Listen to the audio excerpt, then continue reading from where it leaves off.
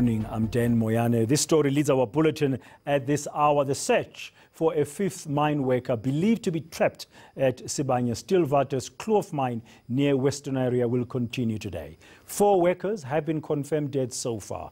The mine workers went missing underground 2 days ago. eNCA's Zikhona Chona is at the mine this morning. Zikhona, good morning and thank you very much for joining us at this hour. Well, the search for that missing miner is still continuing, and yesterday we saw the Minister of Mineral Resources, Gwede Mantashe, visiting the area, talking to the trade unions, AMCO and NUM, whose officials were also at the scene. And for its part, Sibanye Gold was reported yesterday as saying that it looks like workers are failing to follow rules and procedures, and this is likely to be the cause of some of these accidents that we're seeing.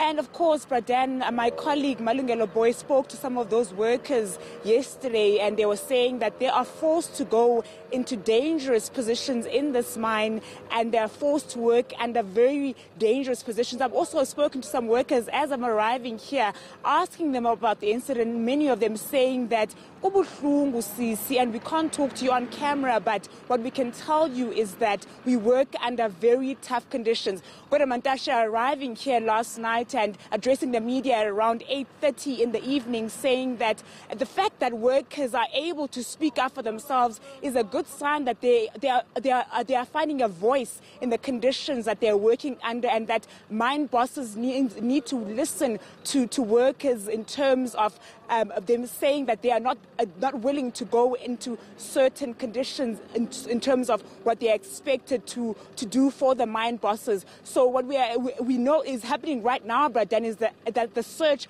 for that fifth mine worker is still underway. Mine workers have told me here arriving this morning that they will not be reporting for work. They've been asked to report to the training center, so certainly mining at this mine will not continue for this day. Now, mining activity will not continue today, and the rescue operation, the efforts to find the other miner who's still said to be missing, are those carrying on, Zikhona? That is continuing, and of course that's raised very huge concerns around mining security for mine workers across the country, because we know that this is the 7th incident to have taken place at this mine. That is why the Minister of Mineral Resources, Gwede Mantashe, had to come here last night to speak to the unions as well as the mine bosses from this company to speak about the raising concerns surrounding the security of mine workers who work at this mine, because also we heard from NUM yesterday that this mine actually contributes a large number of the deaths that have taken place around the mine workers in this country who have died. I think about 45 since about last year. So a large number of them come from Sibanye Gold, and the NUM saying that this mine company needs to be taken into account. Gwede Mantashe saying last night that he wants a full report of this incident that resulted in the deaths of those 4 mine workers. Now, has there been any further news from the mine about where these workers found themselves? We know, of course, that Sibanye is one of the biggest gold mining employers in South Africa and operates some of the deepest mines. But then yesterday they were also saying that these mine workers found themselves in an abandoned working place. Any more light on that angle of the statement, Zikhona? We are still waiting for the mine company itself to give us an update as to how far rescue operations are as far as today is concerned, and to give us an update as to their response to the minister's remarks last night. Certainly, Bradan, this has raised huge concern and has brought us a spotlight again on the security, on the safety of mine workers as they go about their day-to-day business. As you've mentioned, that they were working on an abandoned mine, but also mine workers saying that they were forced to go into that space of their working operation, saying that if they speak out and say that they don't want to work on a certain shift, that they are threatened that they will lose their jobs. So certainly this has also raised concerns in terms of how their voices are heard by their bosses. So we will be waiting to hear from the mine company itself, as well as the NUM and AMCU, as to how far the rescue operations will go. Today, certainly, it is concerning that one mine worker remains trapped underground. A lot of mine workers around me going on by their daily business. Also, many of them concerned about what has happened around them. A lot of them saying, Sisi, we will talk to you, but we will not talk to you on camera. So certainly there is a sense of fear from the part of the mine workers. I'm just going to step out of camera so that we can see, because it seems to be a very busy gate in terms of the mine workers that work at this mine. It's a very busy operation. We tried to get inside those gates, and we were turned away. Okay, thank you very much. So this seems to be the epicenter of where the incident happened. Okay, thank you very much, Zikona Chona at the mine there. We'll leave it to get going to speak to the mine management and some of those workers. But if you look at the front page of the Star newspaper this morning, Mine of Death is a headline. And the claims that the workers say they were forced by a shift manager whom they've accused of putting profits before lives to go and work in this abandoned area. And it's apparently a dangerous underground stope. We haven't heard from the mines yet, from the mine management on this, but these are damning allegations about the kind of behavior that the workers are saying is happening at the Sibanye-Stillwater mine. Mine safety, again, back in the spotlight. And just to get some more insights, I'm joined in the studio now by mining and labor analyst Mamokgethi Molopyane from Creative Voodoo Consulting. Mamokgethi, good morning. It's good to see you again. Good morning. Thank you for making it on our program this morning.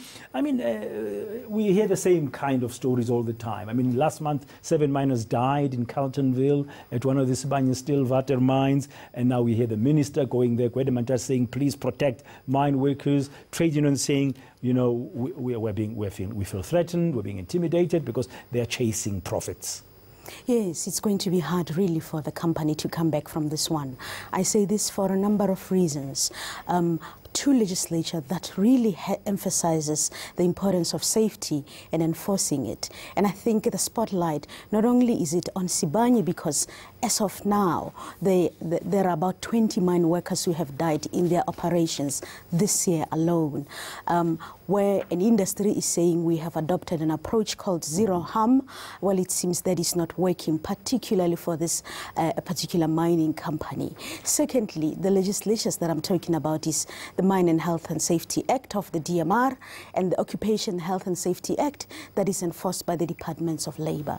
So those are the acts that are critical, and I think that must come again themselves on the spotlight as to whether they are just decorating or are enforceable. Yeah, no, I mean, workers saying they're being forced to go to areas which are dangerous because a shift manager yesterday, as they say, they're alleging, is chasing profits. The mine for itself saying workers are not complying with procedures in terms of safety. Well, it's interesting that the mine would say that. Human error is often advocated for issues that are related to safety. But when it happens repeatedly in one company, it cannot simply be that it is related to workers. And it's going to be he said and he said, because the workers are saying you should have not let us go into an area that is an abandoned shaft. First of all, an abandoned shaft should have been properly demarcated, properly closed, properly marked, and have visible signage that shows there's an abandoned shaft, you cannot enter it. And if the allegations are founded to be true, then the mining company has a lot to answer for. I mean, we've seen reports in the past that, I mean, mine safety generally has improved since the end of apartheid, since the dawn of democracy. But fatalities in the sector, as you pointed out, have increased recently, particularly last year, and they've really gone up. And Sibanye-Stillwater recently seems to be the one that's having a problem. Why would that be, do you think, Mamokgethi? That would be mainly for two reasons. Either the company has reduced the number of inspections it conducts itself on safety and regulation, or as it said, attributes to human error, or those from the department sides who are supposed to inspect and evaluate. Both the departments, by the way, of mining and labor, who are supposed to inspect as per mandated by legislature, are not doing that. Secondly, it could also be that if you recall a couple of years ago, 2 or 3 years ago, the industry was very unhappy about work stoppages and how a mining inspector just simply come to mines and inspect and work is stopped. They were saying it affects their profitability. So having raised that, it would therefore seem that mining inspector has taken a step back. In so doing, the number of incidents and accidents in mines seem to have risen. And we know, of course, that in South Africa, some of these companies operate some very deep mines. I mean, we've got some of the deepest gold mines in the world. But, and we also, therefore, it will follow that deep-level mining is inherently a lot riskier. So you'd expect a company to take more precautions when it's involved in any kind of deep-level mining where seismic activity is regular. Yes, and the argument that is put forward is that we cannot predict what will happen underground. However, there are early warning systems that should be placed that should give people a heads up, so to speak, as to we might have an activity here. So perhaps workers' argument that in the run for wanting to have more production, more profits, safety is neglected. And it's unfortunate that it becomes a topical issue that you and I discuss, that the DMR and the minister is simply going to say workers must be protected, or we regret this, so it's unfortunate. But nothing concrete has ever come out of it. Nothing, no measures to show that action is being taken against the employer has been seen to be taking place in the past 5 years. In the number of accidents we've had, just from last year, 45 mine deaths, nobody has been held accountable or been made to pay, either being by penalty or by government saying we are suspending your license, or by government enforcing measures as per the Act. Does this, so to speak, endanger the future prospects of gold mining? Because it looks like we've been mining gold for a long time, so we're getting deeper, we're going deeper, and as the deeper you go, the riskier it becomes. Shouldn't we just say, listen, let's just stop at this level now and not go any further? It does. It will always have an impact on that, because the deeper they go, the more complex it becomes, the more difficult and unstable and unsafe it is. And that is, to an extent, mining companies are saying that is why we are arguing for mechanizing our operation. Even that, over time it has proved that attempts to fully mechanize gold mines is costly, but not only that, it's going to take a lot of highly developed technology that maybe we do not have yet. But to an extent, it appears South Africa's mining gold sector will always need mine workers to go to those depths underground and mine. And up until a way of ensuring their safety is there, there'll always be deaths. And then the deaths will continue, yes, unfortunately. Thank you very much. That's mining and labor analyst Mamokgethi Molopyane.